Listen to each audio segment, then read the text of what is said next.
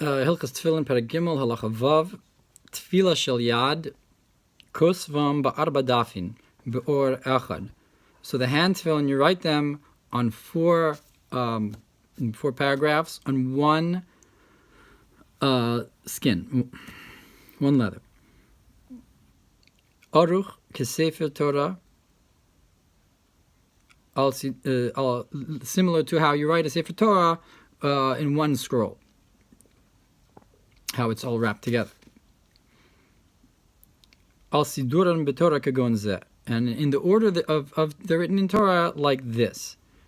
And he has Kaddish Li Kol B'chor V'Yakiv Yecha Shema Yisrael and V'Hayam Shemoah, and there's a little picture over here. Okay. Im Kasvan al Arba Oros V'Hichnisan B'Bayis Echad.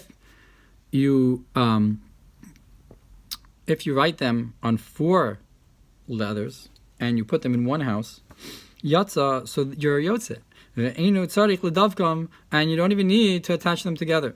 Even though I know that's certainly how it's done now, if we want to do such a thing.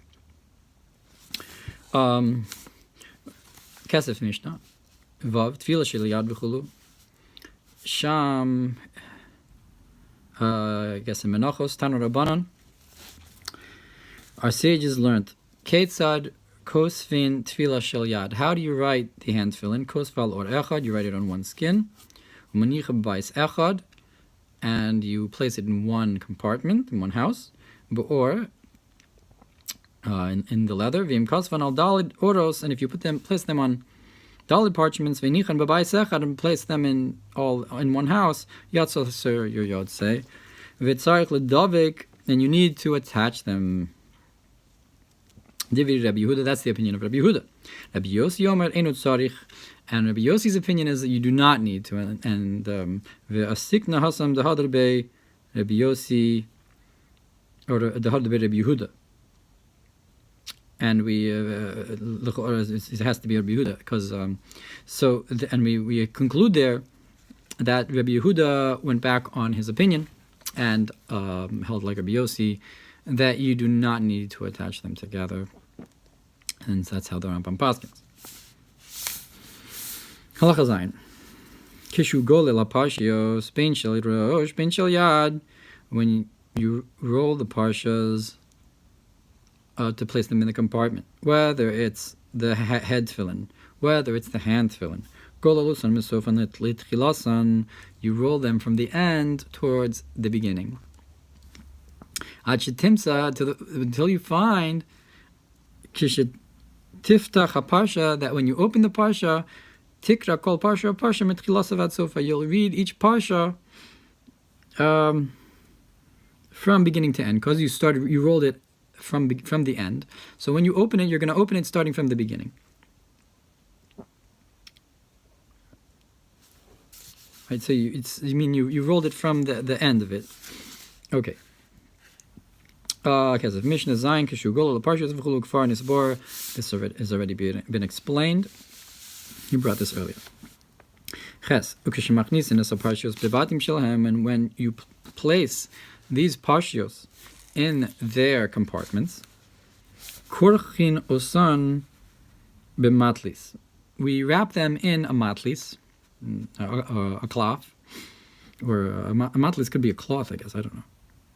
Kal hamatlis, whatever a matlis is, and upon the matlis, se'ar. Kal hamatlis se'ar.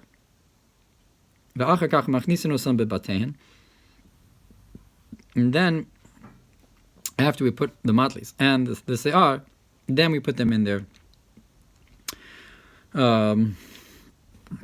compartments of the tefillin.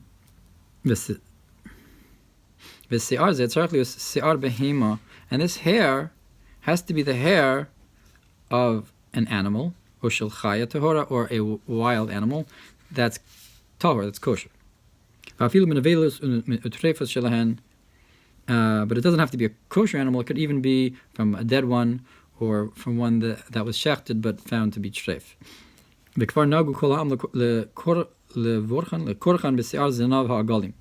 And it's already the custom of the nation to wrap them in the hair of the tail of the calves. And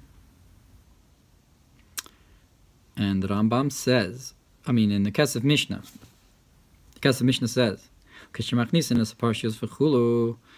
and when you place the parshios in, perek, this has already been explained about putting the parshios in. And this that the Rambam says, you wrap it with a matlis. And upon this matlis you place a hair, because of samag. There's a Sefer Vosgodel says, Davar ze lehepech, Birushalmi de Megillah. That we find this that it says it the opposite way in Yerushalmi of Megillah. Halacha Moshe Misina sheyehu kosvin beoros. That it says there that it's halacha Moshe Misina that we write on parchment, rekorchen b'se'ar, and we wrap it with a hair, v'tolin b'matlis, and then we place a matlis upon it. V'chein yehu b'shimush rabba, and so too the shimush rabba, the Talmud of the Gaonim, he also says the same thing, that first you put the se'ar and then the matlis, not like the Rambam says here, that first the matlis and then the se'ar. We can say, l'das rabbeinu, according to the opinion of the Rambam here, the kivin the mut of likro chase'ar halamatlis, likro chase'ar halaparsha, v'la'achar kach litlos b'matlis, the az lo yihya matlis miyushav, k'moshihu, k'sho korech chase'ar ma'al lamatlis, that it seems that it makes more sense to the Rambam. It's better to wrap the hair upon the matlis than to wrap the hair on the parsha itself, and then to put the matlis, because then the matlis will not sit well in the same way like when you wrap the hair la matlis upon the matlis. It just works better to put the matlis first and then tie it with the se'ar. You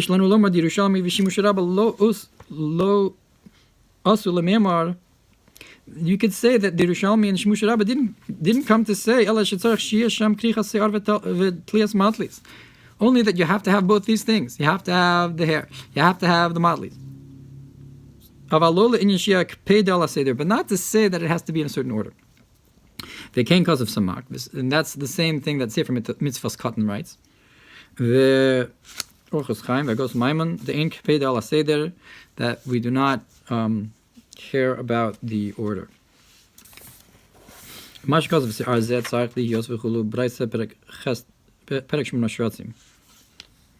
this, that what the hair has to be made out of, we learn this in Shmona Shratzim, Shabbos Kufches.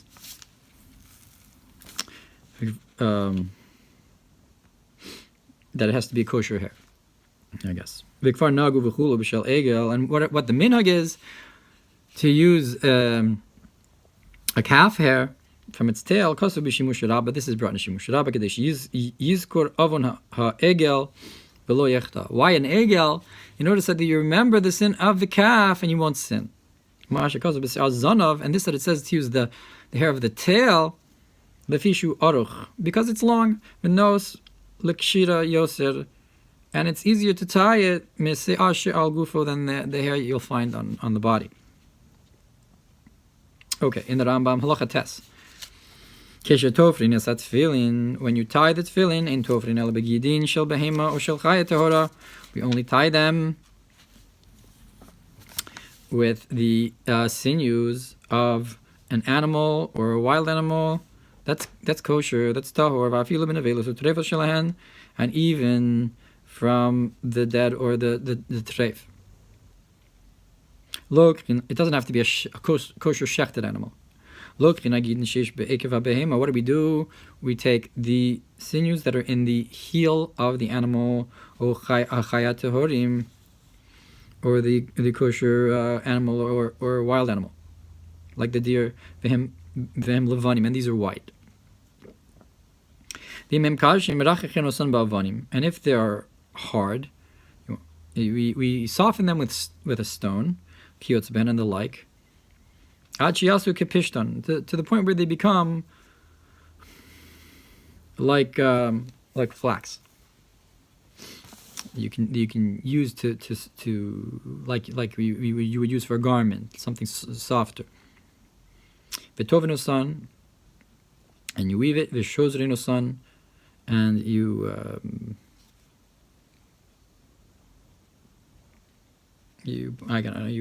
make them proper. You make them into proper strings. Usan behen tovrin hatfilin, and with these you're going to tie the tefillin together. So that's how when you make the square tefira, like we said, that's halacha l'Moshe Sinai. You're going to use these gidin. And that's also how you tie together the klafim, the yerios of the Sefer Torah. Okay, halacha tes in the Kesef Mishna. Keshetofrim esat tefillin v'chulu ad shelahem.